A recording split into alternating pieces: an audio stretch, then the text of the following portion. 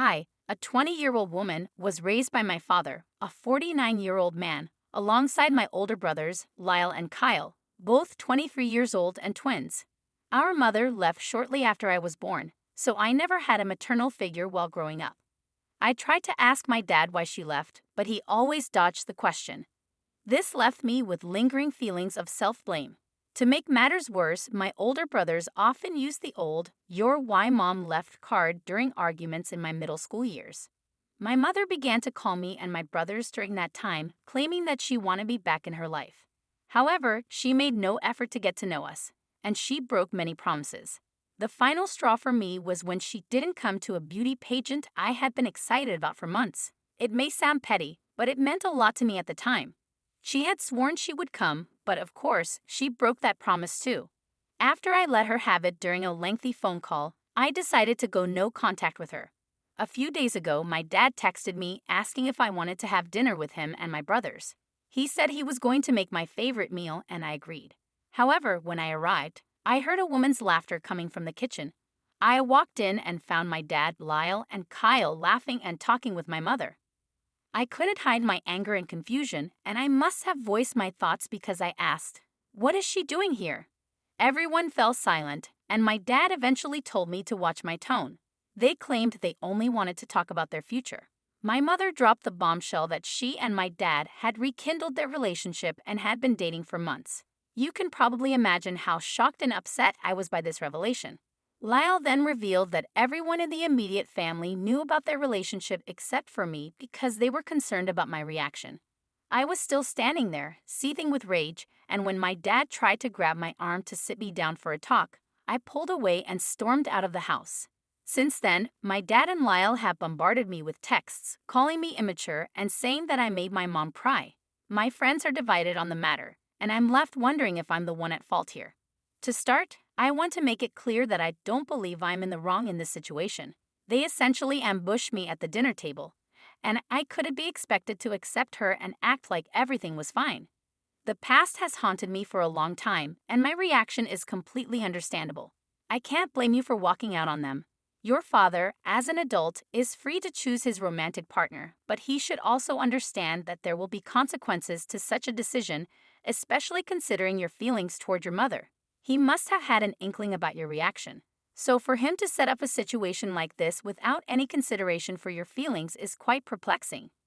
You might never forgive your mother for her actions, but if they were going to go through with this, there had to be a more considerate way to handle it. Many people agree that you are not in the wrong for how you feel. Your family blindsided you and then blamed you for your natural and emotional reaction. If you choose to distance yourself from your mother, you shouldn't be forced to accept your father's decisions blindly, Opie asserted. I understand he's an adult, but I can't fathom what he sees in her. She left him to raise 3 kids alone, and now that we're all grown up, she wants to come back. This whole situation has me feeling incredibly mixed up and emotional. Bonnie chimed in, offering her perspective. Focus on what you want. Do you trust your father and brothers enough to continue a relationship? Opie sighed, struggling to find the right words. Trust isn't the word I'd use, but I do love them deeply. They've never done anything as hurtful as this, except for Lyle, but his teasing about my fashion sense pales in comparison. It would have been better if my dad had talked to me alone. The fact that they all kept it from me feels incredibly inconsiderate. I've been in situations where I was left out or the last to know, and it's tough, Confused sympathetically said. Opie appreciated the support, thank you. I just feel so upset and confused with my dad right now. They've never kept anything like this from me before. Usually, my dad addresses matters with all of us together. In response to Opie's turmoil, Nopi offered reassurance. You're completely justified in going no contact with your family over this. They ambushed you and made you deal with it. You endured years of heartbreak, broken promises, and torment from your mother and some family members. Opie felt the need to clarify. I want to clear the air about my brothers. They didn't constantly torment me about our mother. It mostly happened during big fights when they would drop the "this is why mom left" card. It's not right, of course, but I can somewhat understand where they were coming from. They had a more established relationship with her. Tori Beth firmly added, you're not at fault here. You were blindsided because nobody said anything knowing you would be angry. They were trying to soften your reaction with a done deal. Make it clear to everyone, especially your dad and brothers, that while you can't dictate their choices, they can't dictate yours either. If they choose to let her back in and possibly get hurt again, that's their decision. Your trust has been broken far too many times, and you're not willing to do the same. Tell them that while you love them, they shouldn't pressure you into anything. You have every right to cut them off and any flying monkeys they send your way. Let them know that in family gatherings, dinners, holidays, or reunions, you'll be civil, but you won't acknowledge her as a stepmom or mom. She has no right to try and parent you. Before I get into anything, I just wanted to express my gratitude for all the kind words and reassurance.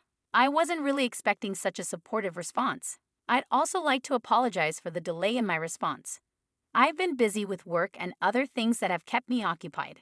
With your advice in mind, I reached out to my dad and told him that I needed answers about what was going on. He agreed, but he suggested having dinner at his place. I had to firmly remind him that he lost my trust when he tried to back me into a corner. He eventually came over to my apartment. A friend of mine, a 24-year-old male, was staying in my sewing room for support. My dad started sobbing and begged for forgiveness, expressing how he just wanted us to be the family we were 20 years ago, a family I can't even remember. These were crocodile tears, so I hugged him to calm him down, but also insisted on getting answers, not tears. He composed himself and proceeded to explain everything I had asked. First, my mom was very young when she got together with my dad, with a significant age gap. They started dating right after high school graduation. Second, my mother had a history of drug addiction, something I had suspected. She even overdosed once, and my dad had to rush her to the hospital. The twins suffered during this period. Third, I was an unplanned pregnancy. My parents decided to put my mother in rehab during her pregnancy, but she remained miserable and ran away to Florida after my birth. Recently, my mom got clean, found a job, and wanted to apologize to my dad. They rekindled their relationship and decided to inform the twins first before telling me. It was helpful to have this information, and I thanked him for sharing it. But I also questioned why she hadn't apologized to the twins, whose hearts she had broken consistently. My dad started to backpedal, suggesting that I should give her a chance to prove herself, especially since the twins already had. He also admitted that it was a really bad move not to mention to me that mom was back. I explained to him that I had given her too many chances, and she had irreparably damaged our relationship. However, I clarified that I wasn't going to cut them off entirely, but mom would be treated as a new person. I insisted that we needed therapy without mom before continuing anything. My dad was a bit upset when I conveyed this to him, but he agreed to the therapy and said he would inform Lyle and Kyle. When he told the twins, Kyle was on board, but Lyle was furious. He called multiple times and sent hurtful texts, essentially boiling it down to me being a spoiled brat who needed to get over the past. I responded firmly before blocking him, and we've been in no contact since. We also had our first therapy session, which wasn't groundbreaking but more of an introductory session. We discussed what we want to work on. I even showed our therapist this post. I found myself alone with her, needing to provide more context because I can be a bit scattered at times. She expressed her desire to delve deeper into my feelings about my mother, alongside my father and brothers if possible. I'll attempt to provide further updates whenever I can. I am profoundly sorry for what you're experiencing right now. Your mother's sudden return into your life, with your father welcoming her back, must be incredibly heartbreaking. The feelings involved in this situation must be overwhelming. On top of that, for your family to turn their back on you and label you as a spoiled brat must be deeply hurtful. I genuinely hope that therapy continues to help you, providing you with the support and understanding you need. Now, I'd like to turn the conversation over to you guys. What are your thoughts on this situation? Please share your insights in the comments below. Let's now move on to another story. This next one comes from a new user, 9461, and it comes with an update. The question is, am I the aita for telling my uncle to stop gifting my daughter extravagant trips? A bit of backstory. When my sister and I were kids, every year for our birthdays and Christmas, my uncle would give us cards. Inside those cards were printed out pictures of various places like local theme parks, zoos, aquariums, and museums. Basically, any place a kid would love to visit. After we opened the cards, he would enthusiastically tell us that we were going to that place. He would make grand promises like, "It's going to be the best trip of your life." However, the catch was, we never actually went on any of those trips. Initially, it was disappointing, but eventually, I started expecting it and just went along with it. I harbor no animosity towards him because, as an adult, I understand he did this due to financial constraints. Here's where my issue begins. My daughter recently turned 5, and for her birthday, my uncle gave her a card. Inside was a printed out picture of a theme park located about 2 hours away from our house. He promised her a fun weekend away, with elaborate details such as a huge hotel room with a swimming pool, endless snacks, and tickets to every show she wanted to see at the park. Naturally, my daughter was overjoyed. For the past week, she has been talking nonstop about this trip, expressing her excitement to her entire class at school. It breaks my heart to see that smile on her face, knowing deep down that it's not going to happen. I recall how disappointing it was for me, and I didn't want my daughter to go through the same. So I decided to text my uncle. Here's what the message said. "Hi, your message in daughter's names card was beautiful. However, could you please leave out the promise of extravagant trips next time?" The thought and gesture are amazing, but I find it hard to explain when she asks me about the trip. She loves spending time with you, and even a nice lunch together would make her happy. He never responded, but my aunt told me he was upset. She mentioned something about him feeling offended, thinking I implied he could only afford a nice lunch. I didn't mean it that way at all. I just wanted him to understand that my daughter loves him and wants to spend time together without needing extravagant promises. I can see why he interpreted it that way, and now I'm questioning if I'm in the wrong. This has been an unspoken thing in my family for so long, and I wonder if I should have just left it that way. But I can't bear the thought of my little girl being disappointed so many times. My sisters and my mom agree with me. My mom even regrets not stopping it when we were kids. So am I wrong for telling my uncle to stop gifting my daughter extravagant trips? Absolutely not. This is the first time he's done it because she's only 5 years old. Looking back, I realize it might have been wise to immediately clarify to her that this is something Uncle does and then put a stop to it with him right away. Stories like this are heartbreaking for kids. The idea of her getting excited, telling all her friends about it, and then finding out it's all false is incredibly cruel. Poet Revolutionary rightly points out, not the aita, but why are you being sensitive to his feelings when he wasn't sensitive to yours when you were a child? Tell him that his actions cause you repeated disappointment and you don't want your child to experience the same. Surprises are not presents. A lunch or an activity on the day would be lovely, but other than that, stick to an actual gift or give nothing at all. Disastrous Nail agrees, saying, not the aita. Stop being nice because he's not being nice. He knowingly gets a child's hopes up and then crushes them. There isn't one nice thing about what he's doing. Tell him he's no longer allowed to give gifts because he's a known liar, and all attempts will be intercepted by you. Pandora chimes in, saying, not that aita, your uncle is being cruel to another generation. She said, I understand that you might feel offended by what I said, but you are being cruel to my daughter by promising a trip that will never materialize. You did the same thing to me and my sisters when we were children, so I know firsthand how much it hurts to have these grand promises made but never fulfilled.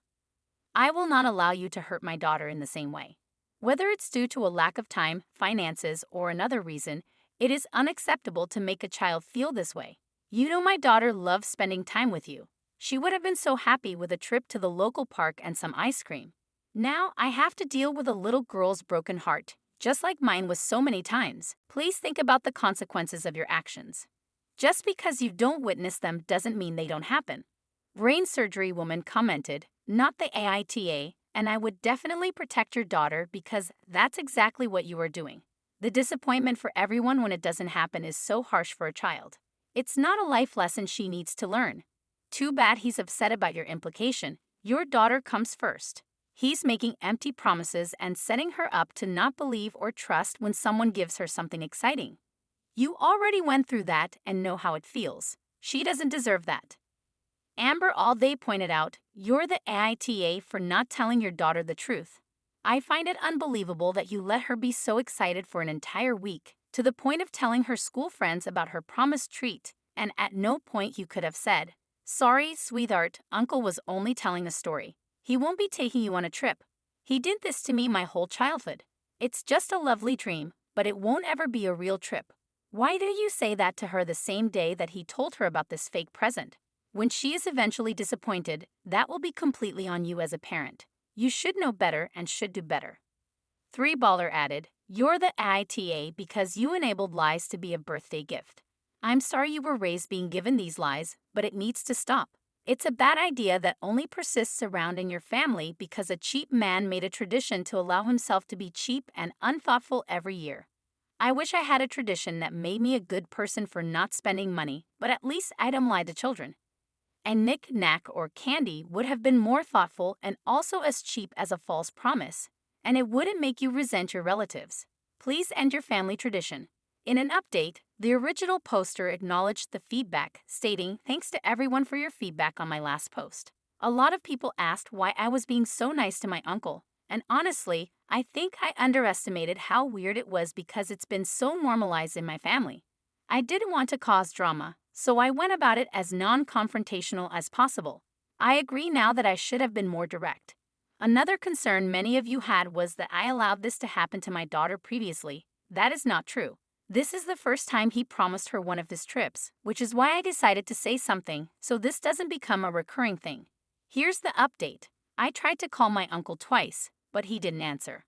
I managed to get through to my aunt and explained everything to her, how many times he did this to my siblings and me, and how often we were disappointed. I told her how excited my daughter was, and if they were actually planning to take her on this trip, I would apologize. She didn't take that well, she told me. I told them that I felt they were creating unnecessary drama and that my daughter and I weren't acting entitled to expect them to drop everything for the trip.